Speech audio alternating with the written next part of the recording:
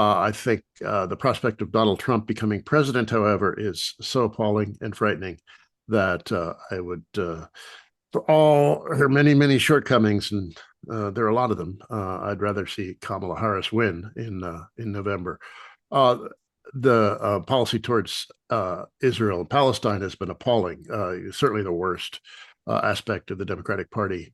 And her speech wanting the most lethal military in the world and all that business is just appalling as well. But you read through some of the papers by the people who think for Donald Trump, and they're really terrifying. There's this Project 2025 drafted by the Heritage Foundation, a right-wing think tank, it's like 900 pages long. It's a detailed blueprint for everything they want to do, and some of it is just really scary.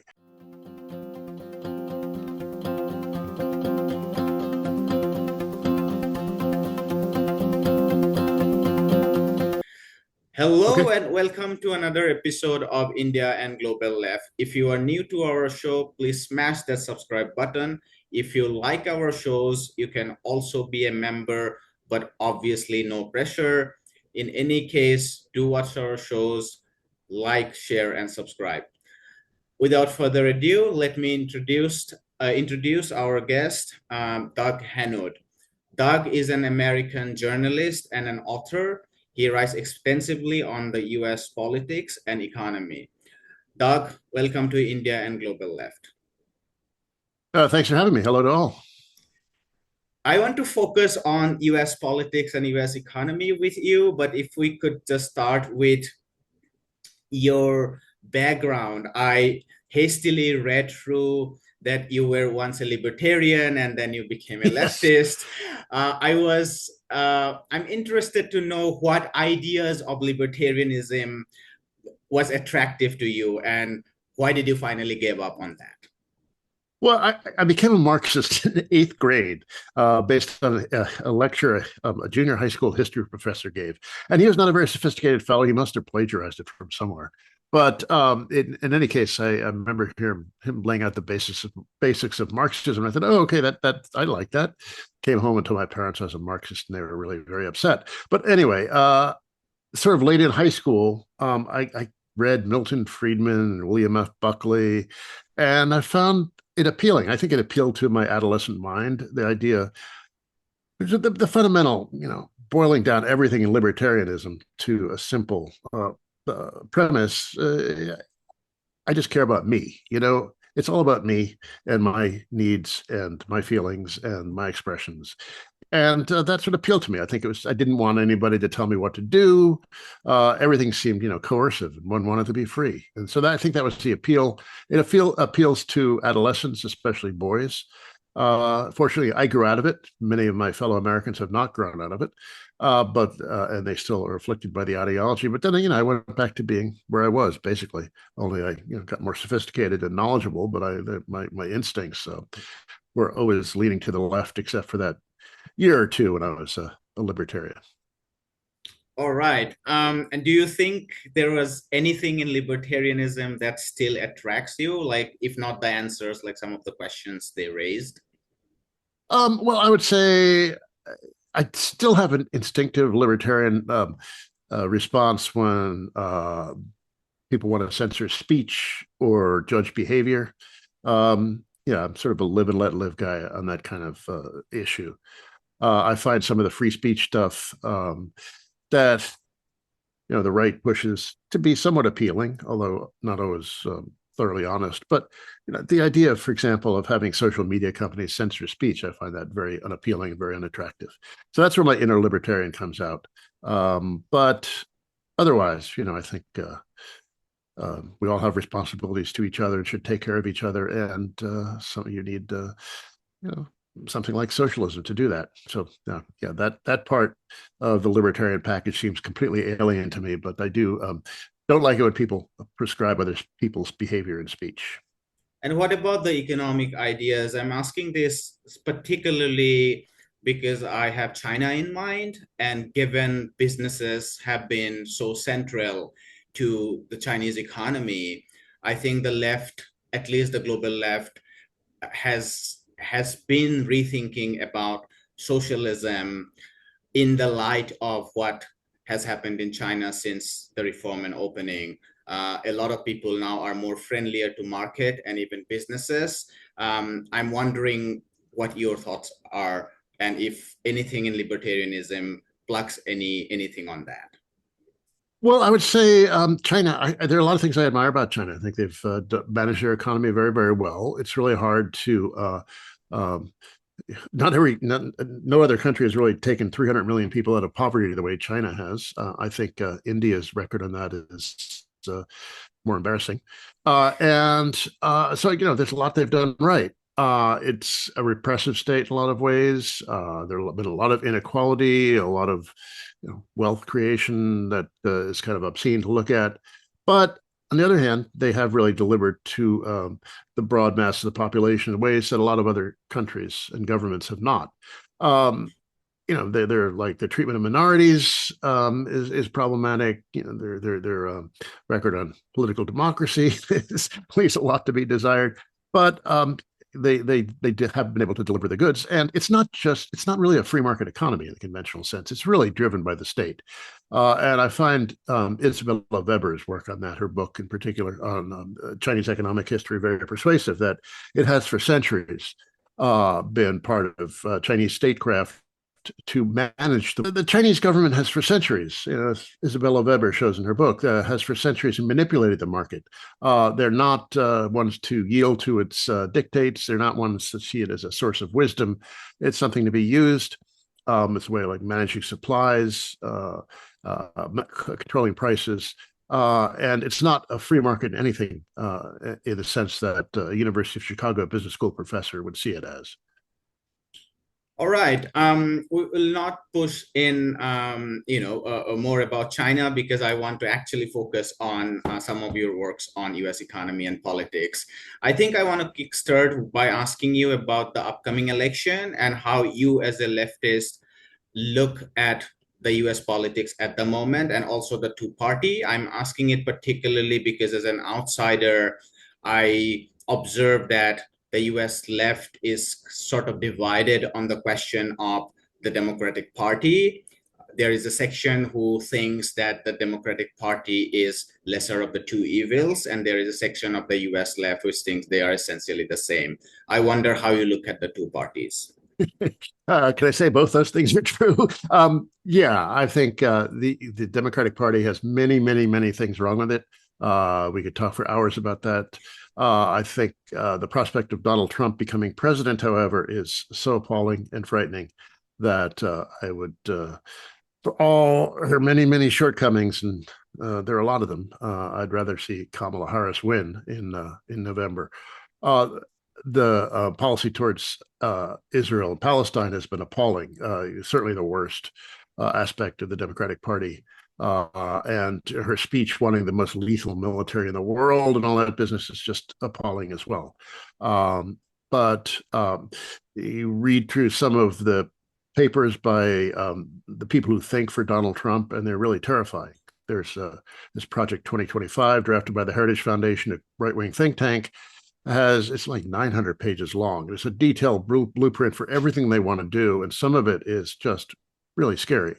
The chapter of the Department of Labor, for example, starts talking about the book of Genesis and the Judeo-Christian tradition as a guide to labor policy. So it's really a reactionary theocratic document, and it scares me to think that these people could really run the U.S. government. But yeah, there's just an awful lot wrong with Harris and the mainstream of the Democratic Party. They're absolutely slavish devotion to Israel and support with completely uncritical support for the genocide in Gaza. Just is disgusting. And that, in fact, despite the fact that Netanyahu clearly prefers Trump and wants him to win, but the Democrats will do anything that Israel wants, and I can't fully say that I understand why. What motivates that uncritical support? I think the U.S. has long been supportive of Israeli policy and sees it as its instrument in the Middle East. There's no question about that. But I don't know. I think that has probably outlived its usefulness from a purely imperial point of view. since the end of the Cold War. I mean, I don't see what the U.S. gains in, again, purely cold, power politics terms. I don't see what the U.S. gets from its uncritical support of Israel, but I don't know. Maybe it's Biden's coming out of an old generation with a very different understanding of Israel. I don't entirely understand what's going on there, but it's a terrible thing. But on domestic policy, on things for social spending, things for the working class, for unions, there's no question that the Democratic Party is better. So I think you would get at least as bad a policy on Israel-Palestine coming out of Trump as you would out of Harris. And on domestic policies, there's just no comparison. So, that's where the lesser of two evils fits in. Also, within the Democratic Party, there is a left flank that didn't really exist before. They have some problems. They sometimes, bend over and just roll over for the party leadership and do whatever they say. That's embarrassing and painful. But on the other hand, there are some people in the party that are doing better things, an actual social democratic wing of this party of a sort that hasn't existed in decades. In New York State, where I live, there are like 8 or 9 social democrats in the New York State legislature who've been doing really good work. We don't, that doesn't get necessarily much attention nationally, much less around the world, but they're doing some important work at the state level.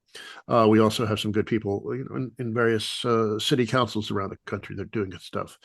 So internally, the party has a better faction, a better presence of left thinking than it used to, but it's got a long way to go. I want to ask you about the US business class because I was reading through your very long article on Jacobin, the rot of the American ruling class. And I think one of the things that you argue there is that the traditional understanding of the left kind of assumes that even though the business class is very diverse, there is a general consensus that makes it a business class, which is a kind of unified business class, which in the US case, you said after at least the neoliberal revolution, it changed and there is no unified business class. So if you could tell us a little bit about the structure of US capital. When one looks at the Wall Street, it has so many segments. It has the big bankers, the Silicon Valley, tech investors or the venture capitalists, but there is also a whole lot of alternate investments, asset managers, private equities, and so on and so forth. So give us a sketch of how you look at US business and what is its implication in understanding the American ruling class. Yes, well, I want to start by saying something I learned from the late Canadian political scientist Leo Panitch, which I think is very important, is that we all think that, or many of us on the left think instinctively that the business class is politically active and knows what it wants. Leo argued, and I think he was correct on this, is that they don't really. They don't necessarily think very politically. They have some instincts, some reflexes, but they don't really have elaborated policies, elaborated politics that they need to be organized by a professional political class into basically asserting their own interests. They did organize in the 1970s during the inflationary period when they felt like the working class had developed an attitude. U.S. imperial power was ebbing on a global scale. And they really organized very effectively to lobby for the neoliberal revolution. But by the time they won that revolution in the early 1980s, basically, they had ceased to function as a unified class and really were only interested in things through their particular companies or their particular industries or particular regions. It was not a broad sense of political action. If I look at the U.S. business class now, I'd say there are several important divisions in it. One would be that might be defined by the owners of private companies versus the managers of public companies, those whose stocks are traded in public markets.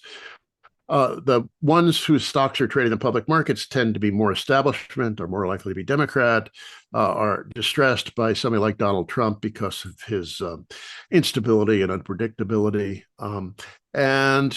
basically form of the business wing of the Democratic Party, or what used to be a moderate Republican or mainstream Republican, but those have largely disappeared. So to some degree, they're politically homeless because the old Republican Party of the Fortune 500 and Wall Street just doesn't exist anymore. It's been taken over by Trump and all these crazy populists. There is a very substantial base of right-wing support, though, among people who run hedge funds and private equity. These are, and to some degree, private companies. The Koch interests, the famous right-wing oil interests that have financed a lot of right-wing politics in the U.S. And a lot of their allies in that network are owners of private companies, some of them quite large. Koch would be an enormous company if it would be on the Fortune 500 if it weren't a private company. And they tend to support right-wing politics. They don't want anybody telling them what to do, basically. They they don't even want outside shareholders, much less the government telling them what to do. So somebody like Steve Schwarzman, the head of the private equity group Blackstone, is a perfect example of that sort of tendency. He stuck with Trump until the very end. The January 6th uprising was too much for him. He pulled away from Trump, and now he's back with him. So there are a lot of people like that, guys who run hedge funds who think they're like cowboys, independent, free thinking. They don't want to be, they don't take no guff from no one. That kind of attitude is, I think, characterizes a lot of that class. Then we also have this, what you could call in Marxist terms, a provincial petty bourgeoisie. The people outside metropolitan areas, in the words of a title of a paper that appeared just after the Trump victory in 2016, they're locally rich but nationally poor. They run accounting firms, law firms in outside metropolitan areas. They're very right wing. They hate the fancy people in the big cities, metropolitan areas, and they tend to be very, very reactionary on a lot of questions. My favorite example is car dealers. They're a really important part of that business base for Trumpy style politics. So yeah, I think we have this divided business class, this provincial petty bourgeoisie, which allies with some of those like private equity and Koch type interests in private corporations, and they support right-wing Republican politics, but the rest of the gang, the old kind of, I don't know, Democratic wing or the business wing of the Democratic Party is nowhere near as well organized nor as passionate about their politics. They don't have much of an agenda, and they'll like Leo said, they need to be organized politically, and there's really no one at this point organizing them politically. The tech sector is interesting because some of those people are socially liberal. Economically, though, they don't want business to be interfered with too much. So they have historically been associated with the Democratic Party, or at least the business wing of the Democratic Party.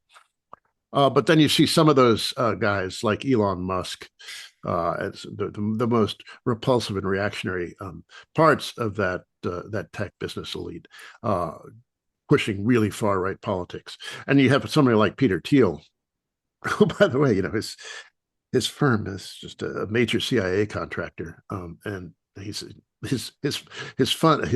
money is large part depends upon U.S. government contracts, but nonetheless, he's extremely reactionary.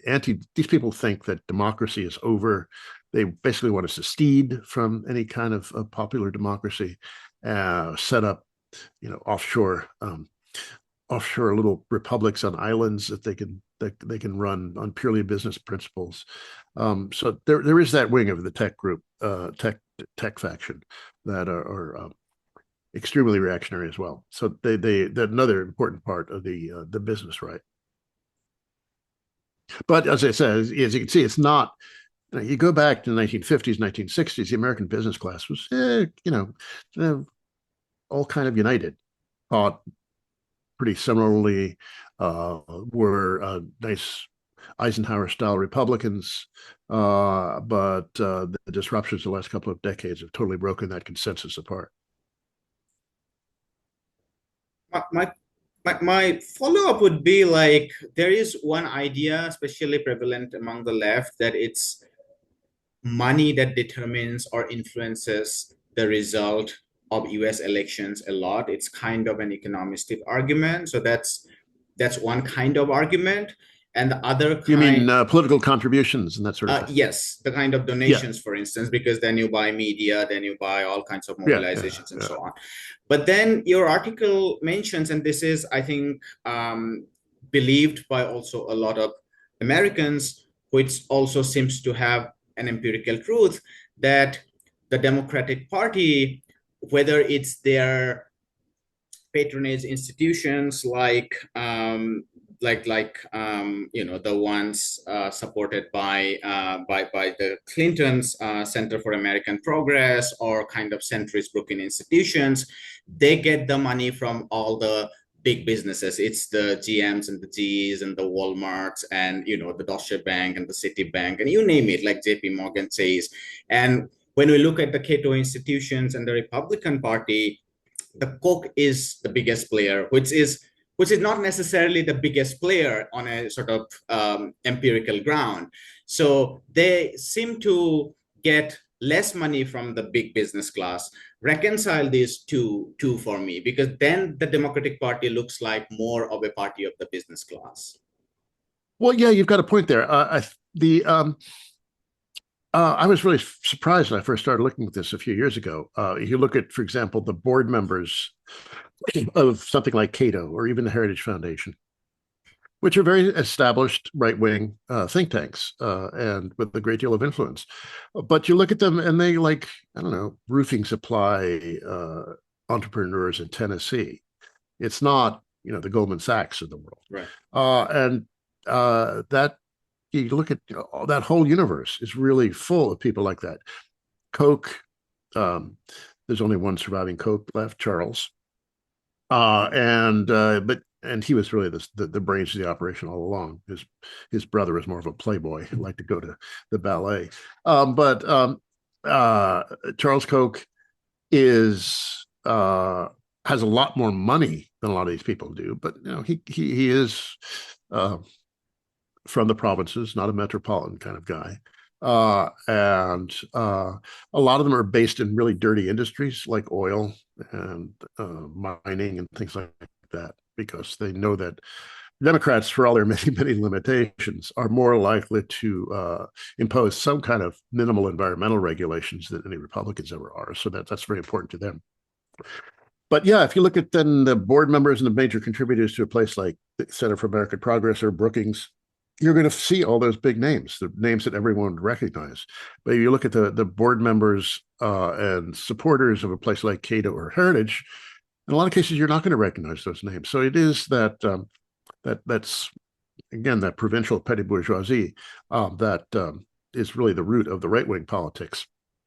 But what's happened, and this has long been true in the U.S., if you go back into the 50s and 60s, when the New Deal consensus was still alive, and any kind of opposition to unions or social spending was confined to the extreme right, the major opponents to that, or supporters of opposition to that, were like small industrialists in the Middle West, machine tool makers in suburban Chicago, that sort of thing.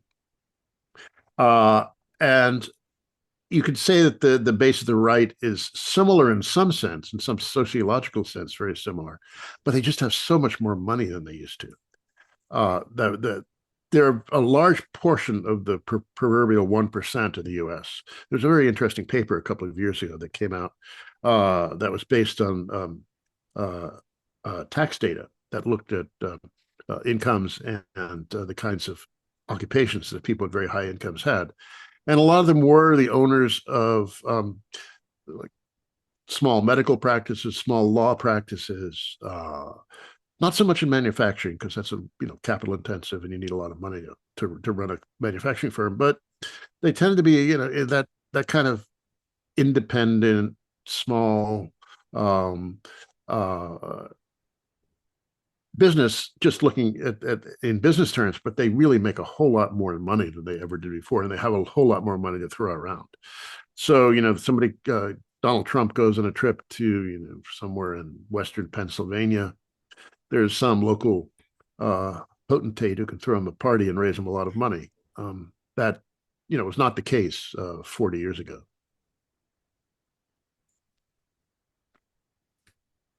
And this is my last question on this segment. Like, we can still take up two questions given the time that you mentioned to me. Very quickly, is there a way to evaluate whether the Democratic Party has more money or the Republican Party has more money? It's a very crude question, but I still Yeah. wanted to throw out this. Well, it used to be there was much more disclosure of U.S. campaign finance. With various legal decisions and legislative changes over the years, that there's much less disclosure. We can still get a pretty good idea. There's still a whole lot disclosed. If you want to look at, if you want to be entertained by the money flows in American politics, the website opensecrets.org, which is based on the filings with the Federal Election Commission, would have a lot of data on that if you really want to engage in a little bit money porn. But the Democrats do pretty well for themselves. Right now, I think Harris is doing better than Trump, just purely in fundraising. Republicans have a lot of outside spending that are apart from the candidate's own fundraising. These people under U.S. election law, they're limited with how much they can cooperate with the campaign, but they can take out ads on the campaign's behalf. It's called dark money, because its origins are sometimes really murky. And I think that the conservatives, the Republicans, the right, whatever you want to call them, have the edge on that dark money. But the Democrats are not broke either. So if you just look at the lineup of the money, it's pretty evenly matched. It'll vary from election to election. But yeah, the Democrats really have no trouble raising money. They have very reliable sources of support among Hollywood, trial lawyers, and a couple of other interest groups. And then they get a lot of individual contributions. The growth of internet fundraising over the last 10 years or so has really been very dramatic. And when the switch from Biden to Harris was announced, there was a flood of money, big and small, into Harris's coffers.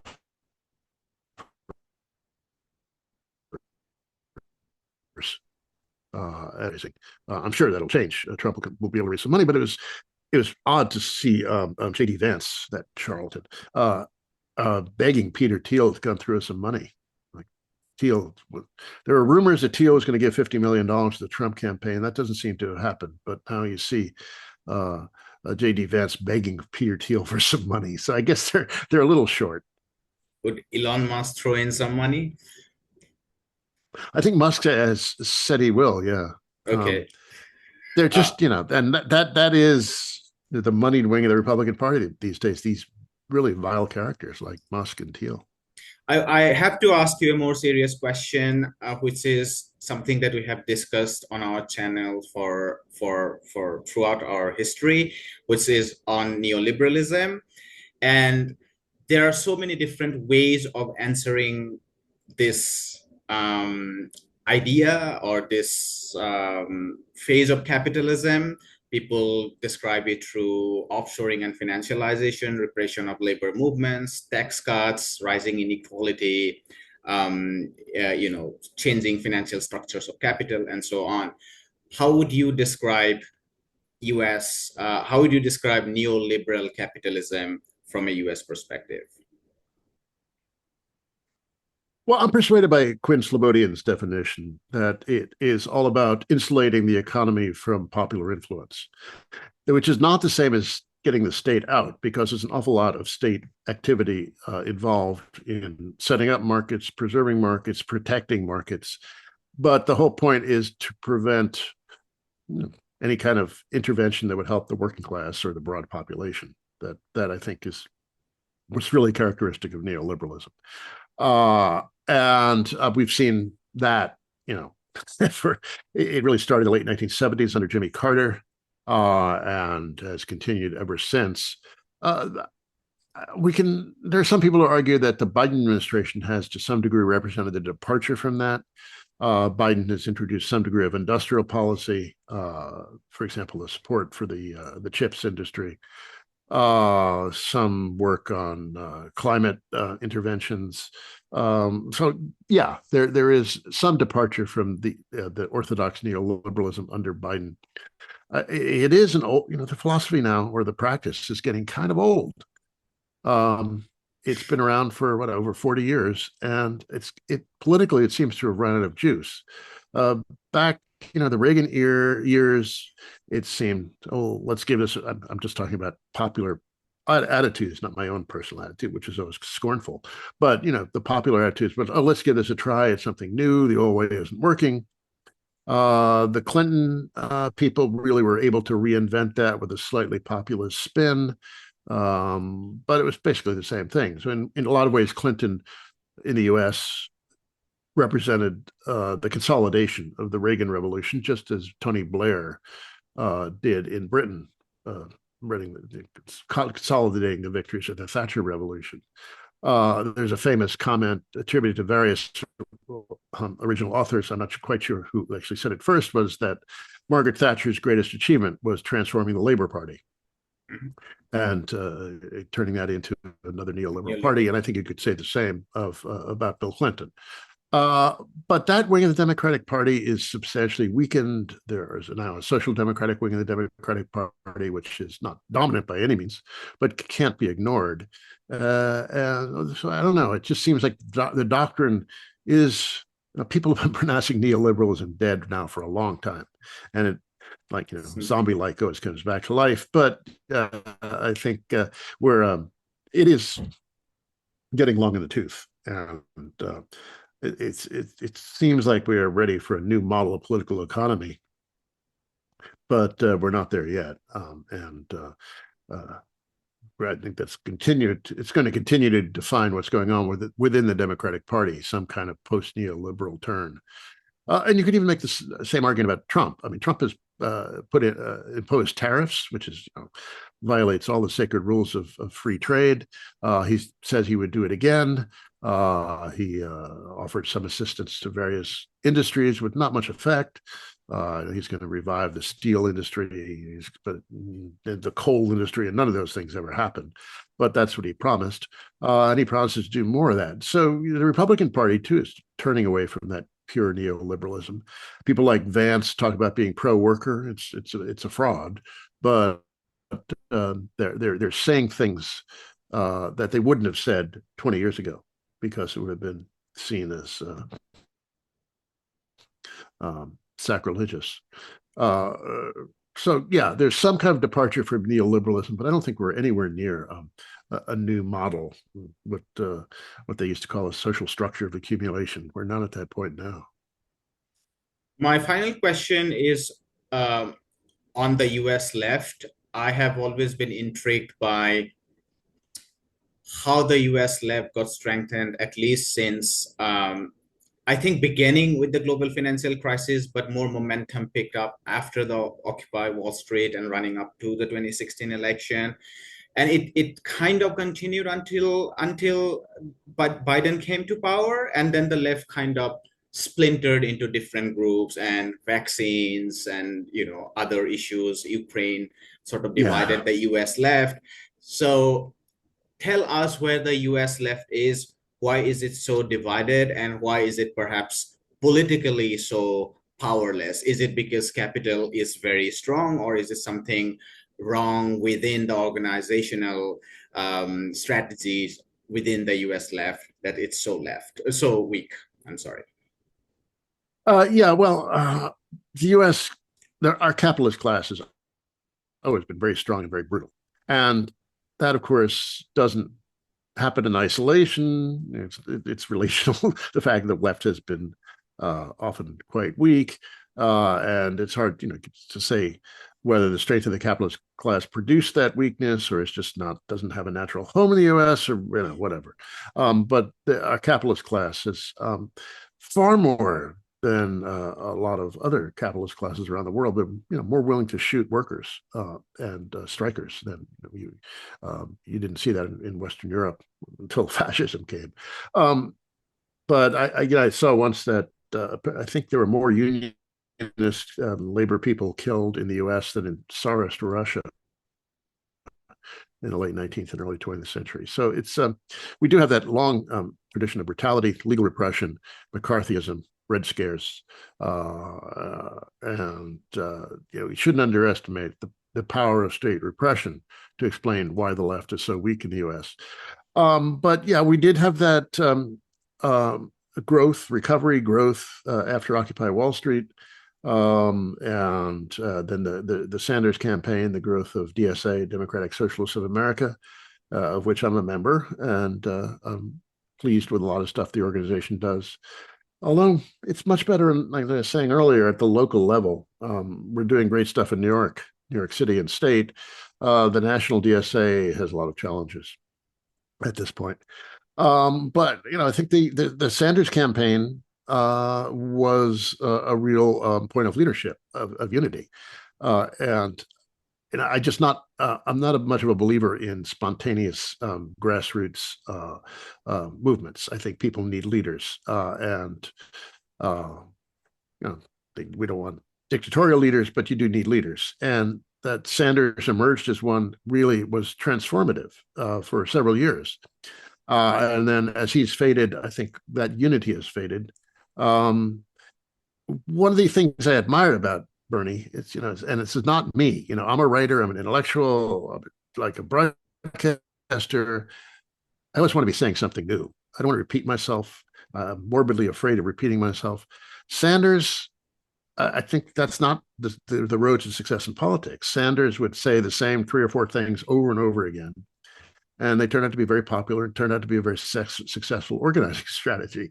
Um, so yeah, I think he had a really, I mean, a sense, a set of really kind of leftish, and he's not by any means far left, and there's nothing particularly socialist about his agenda. But it was a firm social democratic agenda, which he articulated forcefully and persuasively. He's got a very winning personality. Just loved it. And there's just no figure like that now. The kind of junior Bernies that arose, the Squad, AOC, and other people like that. AOC has really become rather unpopular because she's been covering so hard for Biden and Harris. And a lot of people are mad at her for that. But the other members of the Squad are still pretty serious and pretty good. They're not leaders, though, on the dimension of somebody like Sanders. So that loss of leadership is one thing. Having a Democrat in power it's problematic. How much do you support him? How much do you criticize him? How much can you settle for half measures? Do you say, "Oh, good, we won that one," or "Oh no, this is a betrayal and a sellout"? That's always the perpetual dilemma when you have somebody kind of congenial but not fully congenial in a position of power. So yeah, that was also that. The weakness of Biden's personality, his weakness of leadership, has had or did have. Now he's exiting. Things could change, but he just didn't have any kind of strength of political salesmanship. Say what you will about Donald Trump, the guy is a salesman and knows how to hawk his policies in ways that Biden never did. And I think the left did suffer from that to some degree as well.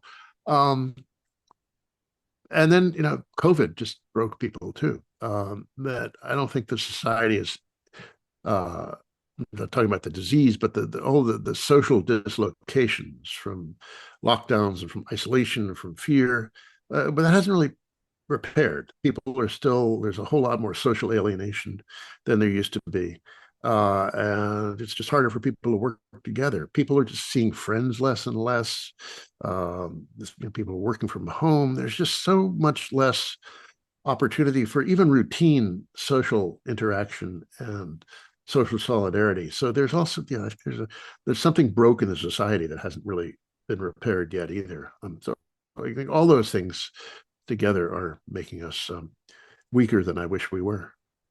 I like the idea how we began by talking about the residues of libertarian instincts in you, and how we ended up on more of a Leninist kind of idea, that you said that you Yes. didn't believe in spontaneity and you are more of a believer of organization from top in some ways. Just on a lighter note. Yeah, well, that was my frustration with the Seattle movement of 1999, but then Occupy Wall Street, like all this spontaneism is just doesn't get you anywhere. All right, Doug, thank you so much for your time, and we'll end it here for today. And thanks again. Hi, my name is Ayushman. I, along with Jyotisman, have started this platform. In the last 2 years, we have tried to build content for the left and progressive forces.